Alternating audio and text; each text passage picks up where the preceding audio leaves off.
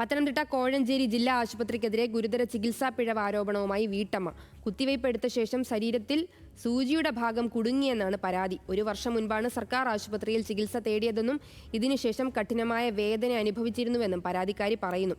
സംഭവത്തിൽ അന്വേഷിച്ച് നടപടിയെടുക്കാൻ ആരോഗ്യമന്ത്രി കെ മുരളീധരൻ നിർദ്ദേശം നൽകിയിട്ടുണ്ട്. ഛർദിയും മറ്റ് ആരോഗ്യ പ്രശ്നങ്ങളെയും തുടർന്ന് 1 വർഷം മുൻപാണ് ആറന്മുള സ്വദേശി വത്സല കോഴഞ്ചേരി ജില്ലാ ആശുപത്രിയിൽ ചികിത്സ തേടിയത്. അന്ന് ഇടുപ്പിൽ ഇഞ്ചക്ഷൻ എടുത്തിരുന്നുവെന്ന് വത്സല പറയുന്നു. ഇതിനുശേഷം പലപ്പോഴായി ഇടുപ്പിൽ വേദന അനുഭവപ്പെട്ടു. എന്നാൽ വേദന അസഹനീയമായതോടെ വീണ്ടും കോഴഞ്ചേരി ആശുപത്രിയിൽ ചികിത്സ തേടി. എക്സ്റേ എടുത്തു നടത്തിയ പരിശോധനയിൽ ശരീരത്തിനുള്ളിൽ സൂചി കണ്ടെത്തിയെന്നാണ് വത്സല പറയുന്നത്. അസഹ്യമായ വേദന ഉണ്ടായപ്പോഴാണ് ഞാൻ ഇങ്ങനെ നോക്കുമ്പോൾ എനിക്ക് തോന്നി എന്തോ ഉള്ളതുപോലെ. അങ്ങനെ ഞാൻ 19-ാം തീയതി കോഴഞ്ചേരി ആശുപത്രി തന്നെ, ജില്ലാ ആശുപത്രി തന്നെ പോയത്. അപ്പോൾ ഞാനോർത്ത് ഈ മരുന്ന് കല്ലിച്ച് കിടക്കുമായിരിക്കും എന്നുള്ള ഒരു ഇതിലായിരുന്നു.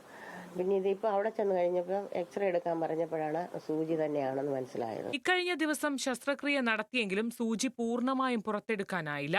വീണ്ടും സർജറി വേണം. അത് വേദന ഉള്ളപ്പോൾ ഇതോടുകൂടി എടുക്കാനൊക്കത്തില്ല. കാരണം അതുപോലെ അവർ കട്ട് ചെയ്തതാണ് ഇവിടെ നല്ലോണം കീറിയത്. ഇത് താഴോട്ട് കീറാനൊക്കത്തില്ലെന്ന് പറഞ്ഞാണ് ഈ സൂചി എടുത്തത്. കിട്ടിയത് അത്രയും ഭാഗം, അത്ര ഇടത്ത് ഉരുമ്പിച്ചുമായിരിക്കുന്നത്. ബാക്കി ഇനി അത് ഇരിപ്പുണ്ട്. 1 വർഷം മുൻപ് വത്സല ചികിത്സ തേടിയിരുന്നുവെന്ന് കോഴഞ്ചേരി ആശുപത്രി സൂപ്രണ്ട് സ്ഥിരീകരിക്കുന്നു. ഇതിനിടെ ആരോപണത്തിൽ അന്വേഷണം നടത്തി റിപ്പോർട്ട് നൽകുമെന്ന് പത്തനംതിട്ട DMO അറിയിച്ചു.